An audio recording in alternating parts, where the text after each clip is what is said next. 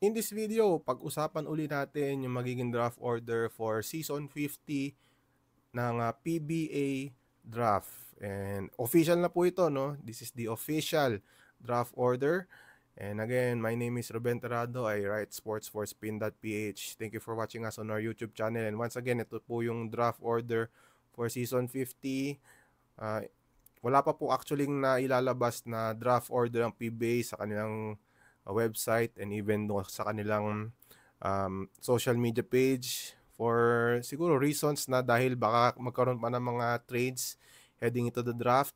But yun nga, as of this recording, no, we are recording this early morning, September 7, 2025 on draft day. Ay ito na po yung official na draft order based na rin sa pakikipag-ugnayan natin sa mga officials sa PBA. So again, ito na po yung draft order official. Again, number 1, Terra Firma. After finishing last place in all the 3 conferences ng Season 49, they will be picking first sa Season 50 draft. And again, Terra Firma now under new head coach, Ronald Tubid. And then dito na po yung nagkaroon ng pagbabago. Number 2 now goes to Converge. No? After a trade between the Fiber Xers and the Phoenix Fuel Masters, Converge getting Phoenix's number 2 pick in exchange for Brian Santos and yung Season 50 number 8 pick ng Converge for this season ay napunta na nga po sa Phoenix. No? And then number 3, Blackwater. And again, Blackwater, no, picking 3 after finishing 9th in Governor's Cup, 11th in Commissioner's Cup, and 10th in the Philippine Cup. Number 4, Northport, no? And I say Northport dahil, again, dahil nga may reports of a potential buyer, no, in Pure Blends, and at the moment, as of this recording, ay hindi pa po na-approve ng PBA board yung sale ng Northport franchise to Pure Blends. So, at the moment, ay Northport pa rin po ang pipili at number 4 dito sa Season 50 draft. And yun nga, pending the approval of the PBA board of the sale between Northport and Pure Blends. No? Number 5 is NLEX. No? After a respectable finish in last season's Philippine Cup, NLEX will pick at number 5 dito sa draft. Number 6, Magnolia. Now under head coach Eli Tenorio. This is his first pick as a head coach of the Hotshots. Magnolia at number 6. Pang-7 ang Meralco. Again, after making the playoffs in all the 3 conferences, although hindi sila nakapasok sa semifinals, Meralco will be selecting at number 7. And then number 8 na nga, Phoenix na nga po ang number 8.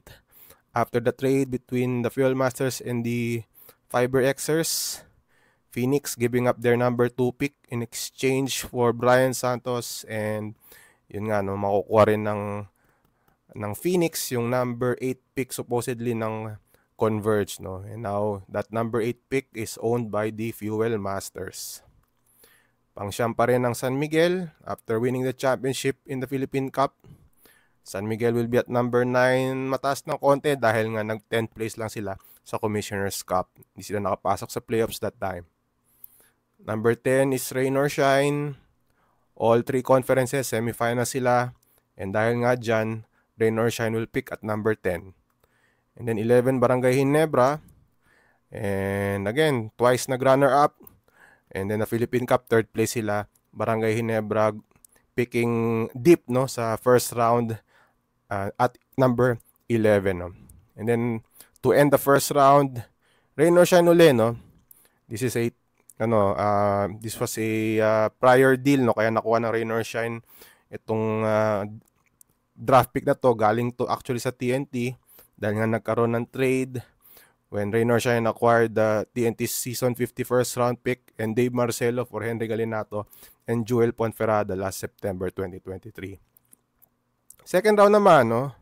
We move to the second round. And again, official na po ito, number 13 Barangay Ginebra. Nakuha ng Ginebra yung first pick ng second round dahil sa trade last season between the two teams, Terra Firma giving up the number 50 or season 50 second round pick for Paulo Hernandez and Hamad Hanapi, no? And then number 14, Converge pa rin, or sorry, Phoenix pa rin, no? May nagtanong sa atin sa YouTube kung sino ang magiging number 14. Phoenix pa rin po yan dahil hindi po pinagbigay ng Phoenix yung kanilang number 14 pick dito sa draft, no? Hindi siya kasama dun sa deal between Phoenix and Converge. Number 15, Blackwater. Dahil nga number 3 sila sa first round, Blackwater magiging number 15 naman sa second round. 16 is Northport, and again, Northport pa rin because hindi pa po official, hindi pa po na-approve ang sale between Northport and Pure Blends. Number 17 is NLEX. And then number 18, Terra Firma, no? And my apologies, hindi po natin napalitan yung picture. Si Coach Raymond Chonko pa rin yung nasa litrato, but once again, si Coach Ronald Tubid na ang coach ng Terra Firma, and they have the number 18 pick in the draft coming from Magnolia, part of the deal that sent Javi Gomez de Liano from Terra Firma to Magnolia, no? And then Meralco at number 19. Then Rain or Shine at number 20. Originally from Converge. Nagkaroon ng trade between them few years ago in exchange for Mike Nieto. Then number 21, Converge. Galing sa San Miguel yan. Part of the trade that sent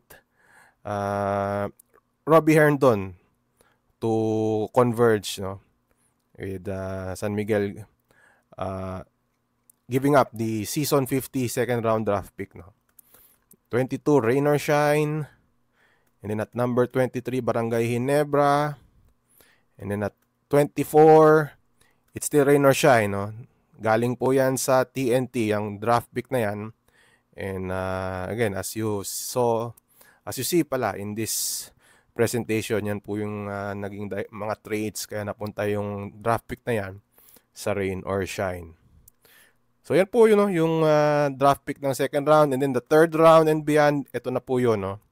It's Terra Firma, Phoenix, Blackwater, Northport, NLEX, Magnolia, Meralco, Converge, and then San Miguel, Rain or Shine, Barangay Ginebra, and TNT. So yan, no, mabilis na lang, no, recap of the draft order for season 15 in case you missed it, and kung in case hindi nyo po nababalitaan yung naging trade between Converge and Phoenix, no, updated na po itong naging draft order natin na pinakita sa inyo, and again, official na po ito as of this recording, early morning, September 7, 2025. And again, a reminder, the draft will be on September 7 at the SM Mall of Asia Music Hall. So, abangan po natin yan, no, yung magiging draft on September 7. That ends our video. Maraming po salamat sa inyong panonood. And I'm Ruben Tirado. Once again, consider subscribing to our YouTube channel. And abangan nyo po, no, meron po tayong mock draft video, no, katuwaan lang. Yung na, no, mock draft, and abangan niyo po yan, yung video na yan. So thank you for watching, and we will see you next time.